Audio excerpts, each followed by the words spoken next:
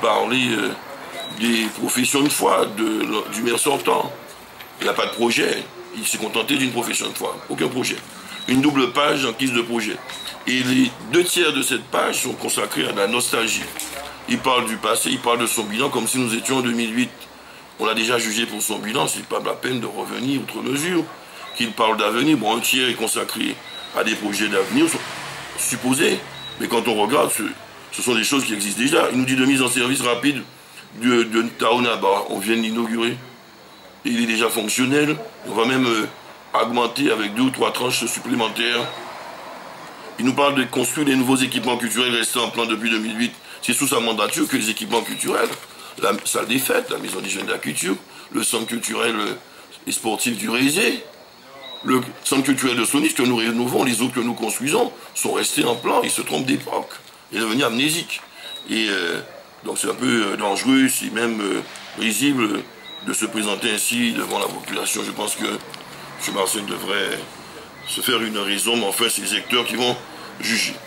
Maintenant parlons de l'autre candidat qui se présente avec beaucoup de démagogie, disons franchement, M. Servat, qui, on peut parler vraiment de démagogie, hein, de double langage en tout cas, puisqu'il a un programme. À la page 9 du programme, je lis baisser le taux des impositions. Et il s'engage à baisser le taux de la taxe foncière sur les propriétés bâties de 15%. Voilà, ça c'est ce qui est dans le projet. Et un mois après, il sort sa profession de foi, ça a changé. Maintenant, il parle de diminuer de 15% la taxe d'habitation. Ici, à la page numéro 1, première page. Taxe d'habitation de côté, dans la profession de foi, et taxe foncière non bâtie dans le programme. J'aimerais savoir où il dit la vérité, ou plutôt où il ment. Si c'est dans le projet, doit-on se fier au projet, ou doit-on se fier à sa profession de foi? Donc il y a un double langage un peu inquiétant quand on veut prétendre diriger les affaires de la commune des Abîmes. Et c'est d'autant plus démagogique qu'on sait qu'en période de crise, et la crise est bien là, l'État diminue ses subventionnements, c'est annoncé pour 2014-2015. Le même rapport qui circule, comme quoi il faudra faire 10 milliards d'économies sur les 100 milliards dévolus au soutien aux collectivités locales, dont les communes, durant les prochaines années. On parle même de diminution jusqu'en 2017. Donc nous ne sommes pas une période, nous sommes une période de pénurie, nous y allons, de dotation extérieure de l'État. La région a diminué son budget de plusieurs millions d'euros, va donc sans doute aider moins les communes qu'auparavant. Et donc aujourd'hui, parler de diminution des impôts de façon démagogique, sans préciser l'époque, c'est un peu dangereux, c'est risqué, ça nous conduira immanquablement à une catastrophe financière autrement plus importante que celle que nous avons trouvée en arrivant, c'est-à-dire aux alentours de 25-26 millions d'euros, et une tutelle du préfet. Et donc, le projet tel qu'il est présenté de ce M. Servat, si on le lit, hein, je suis 2 exemples, hein, il veut créer un hippodrome de milliers de places. Il y a déjà un hippodrome à dimension régionale. À dimension régionale, je pense qu'il va chercher à avoir des financements régionaux, mais il n'aura pas. Si d'aventure il était élu, j'espère que non, parce que la région a déjà un hippodrome financé, il n'a pas fini de rénover. Hans Bertrand, on ne va pas construire un 2e hippodrome sur la grande terre, il faut être réaliste. La dimension régionale, qui plus est, la région nous a promis de financer un marché d'intérêt régional pour développer l'agriculture et les métiers autour, en amont et en aval. Mais parler d'un hippodrome, 2e hippodrome régional, en grande terre, je ne vais pas dire en Guadeloupe, c'est de l'utopie, c'est de la démagogie. Il ne pourra pas assurer le financement de cet hippodrome. Et il nous parle aussi d'une marina à Belle-Plaine. Une marina, ça ne se vante pas. Une marina à Belle-Plaine, c'est sous la profession de foi. Un hippodrome à dimension régionale, une marina dans la zone fluviale de Belle-Plaine. Alors on va bétonner Belle-Plaine. Alors qu'on cherche dans le cadre du développement durable à protéger cet environnement, son caractère naturel, quelques équipements généralement en bois, caillebotis, la maison à mangrove qui s'intègre à cet environnement. On demande aux habitants de ne pas bétonner, etc. Et nous on va, et M. Servat veut bétonner le canal de Belle-Plaine, pour créer sa marina. Je crois que cet homme est dangereux, et il ne faut pas que son programme soit mis en œuvre, parce que c'est la catastrophe. Au niveau écologique, au niveau de l'image, de ce potentiel formidable que nous avons, de développer un espace dédié à l'écologie, dédié à la mangrove, dédié à la zone sensible, d'ailleurs protégée. Au niveau international, le projet Tarnabo que nous avons construit préserve le canal de Belleplaine, l'exploite au niveau écotouristique, économique, mais certainement pas bétonner le canal de Belleplaine pour construire la marina de M. Serva. Donc un programme tout à fait démagogique, un programme dangereux, et veut construire un hall des sports de 2000 places.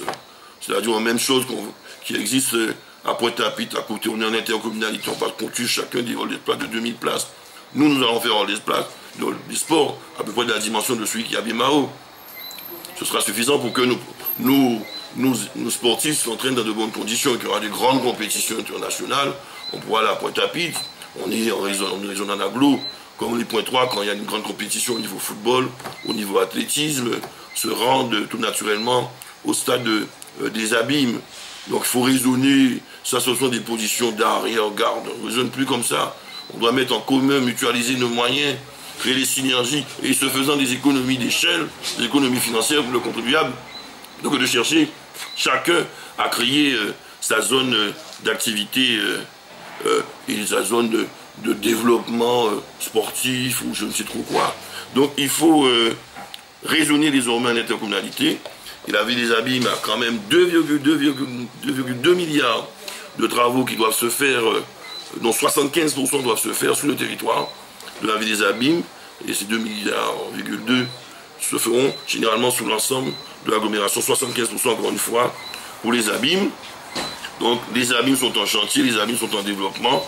L'emploi est là pour nos jeunes et nos moins jeunes, et nous veillons par une ingénierie de faire en sorte que nos jeunes, moins jeunes qui viennent nous voir pour nous demander à travailler, on a recruté pas mal au niveau de la ville des Abîmes, 2000 sur 6 ans en CDD, en CDI, mais c'est dans le développement économique, son accompagnement pour ce qui concerne nos compétences, on va pouvoir permettre la création d'emplois. Nous menons la bataille de l'emploi, assurément nous vous demandons votre soutien.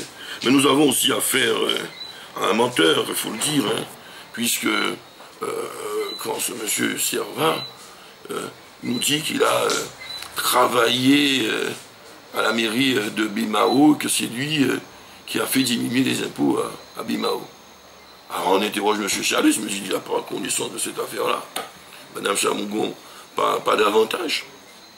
Et quand on fait nos recherches de façon plus poussée, on s'aperçoit qu'il a fait 2 mois de stage dans un service annexe de la commune de Bimao, dans les années 99-2000 peut-être.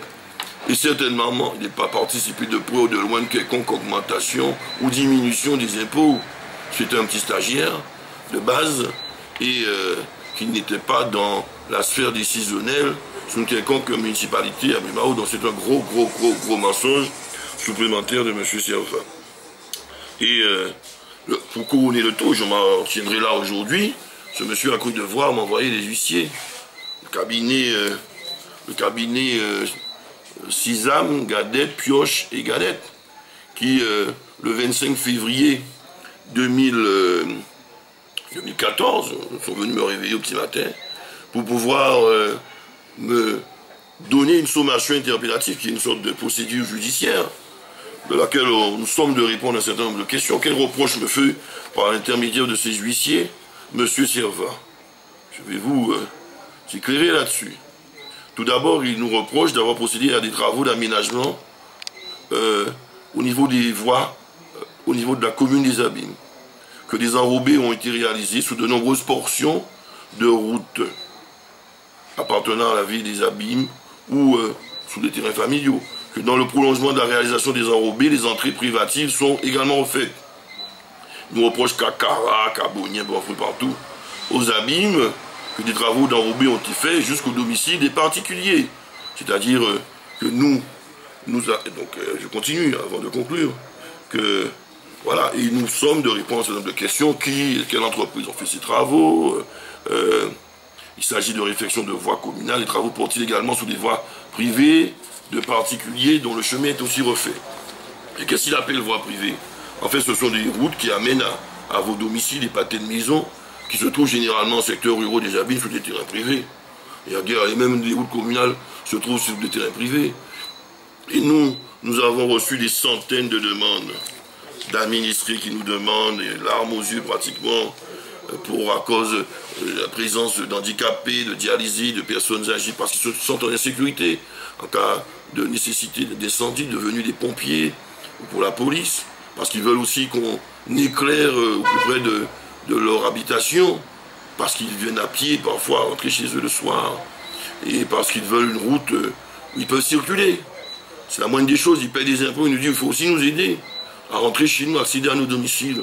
Alors j'ai fait quand même délibérer le conseil municipal en 2010 pour faire en sorte que je sois abordé juridiquement, que je ne fasse pas ça seul, que l'ensemble du conseil municipal unanime autorise à accéder à ces terrains familiaux qu'on peut qualifier de privé ou pratique, mais d'intérêt public.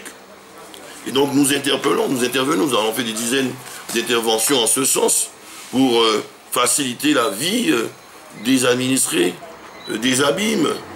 Et ce monsieur Servat me le reproche, puisqu'il m'adresse un huissier de justice, il m'interroge pour, sans doute, puisqu'il l'aurait annoncé sur la presse, j'ai pas encore reçu de décision, me traduire devant le tribunal, parce que j'ai rendu service à la population, parce que je réponds à vos nombreuses demandes de travaux d'accès à vos domiciles. Il y a même Immaculée Conception, l'église qui me demande de faire un certain nombre de travaux. Au niveau d'Anctil, le prêtre d'Anctil me demande de faire des travaux au niveau de l'église, etc. Au niveau de la cour, nous sommes volontiers des copropriétés qui n'ont plus les moyens, les syndics me demandent d'intervenir aussi pour les aider. Nous intervenons même parfois au Rézé, par exemple, les domaines de la SIG, etc. Pour l'éclairage qu'on a renforcé, je crois, aux Est, les routes, les ornières qu'on a comblées sur les quartiers qui ne sont pas de la compétence, c'est la SIG, on y va parce qu'on veut rendre service à la population, parce que vous nous avez écrit et que nous devons aussi être là pour pouvoir rendre service à la population. Ce n'est pas de l'argent qu'on détourne pour notre bien, c'est pour rendre service, qu'on mobilise les fonds publics pour permettre aux gens d'avoir un environnement plus agréable et participer à l'égalité citoyenne et l'égalité territoriale. Alors je suis attaqué en justice pour cela, semble-t-il. En tout cas, un huissier m'a été manu militari diligenté par ce monsieur Servat, dont acte. La population jugera si je dois arrêter ou pas de répondre à vos demandes de travaux, ponceaux, éclairage public, accès routier au plus près de vos domiciles, pénétrer sur vos terrains familiaux pour vous permettre d'accéder chez vous. C'est la question qui est posée aussi le 23 mars 2014. Il s'agira de savoir si vous me donnez un carton vert pour continuer à travailler en ce sens, et ce faisant que vous donnez un carton rouge à M. Servat pour qu'il arrête, et que surtout pas qu'on ne mette pas en condition de stopper ce type d'aide, d'accompagnement que nous faisons auprès de vous. La question vous est donc posée solennellement, et je vous la pose en tout cas pour le 23 mars 2014. En tout cas, nous, les Sabim en marche vers l'excellence. Nous allons continuer en toute bonne conscience, dans l'intérêt de la population, avec un bilan fort qui annonce et prépare l'avenir, avec un projet très solide, mais réaliste compte tenu de la conjoncture économique et financière. Nous allons continuer à œuvrer sans faire des tracts injurieux comme ils le font lâchement puisqu'ils ne les signent pas. Nous distribuons notre programme, notre projet, notre profession de foi, notre bilan. Et nous vous laissons juge du verdict à appliquer le 23 mars 2014 en tout cas. Nous sommes là, décidés à vous servir, continuer à vous servir honnêtement, sincèrement, avec la même volonté, la même fougue qui m'animait en 2008, avec une équipe renouvelée, rajeunie, consolidée, pour aller ensemble en marche vers l'excellence. Merci. Espère ou blague à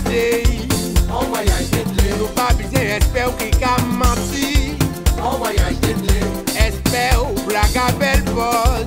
En voyage d'été. Pété, bah, mon fin séparé, marcher.